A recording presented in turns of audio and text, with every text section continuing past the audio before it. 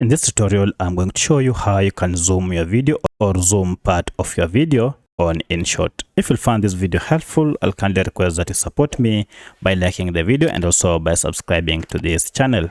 My name is Isaac and let's get into it. Alright, now the first thing you need to do is to identify the part of the video that you want to zoom. And once you have identified it on the timeline, just go ahead and click on that part. Or if you want to zoom the whole of the video that you have, just go ahead and tap on it.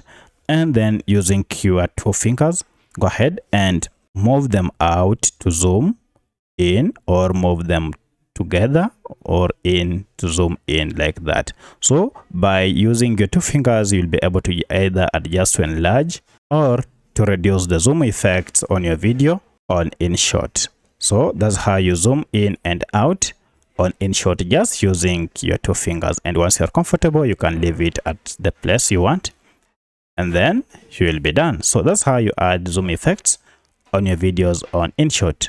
If you have any other question, kindly let me know in the comment section. Otherwise, thanks for watching and let's meet in the next video.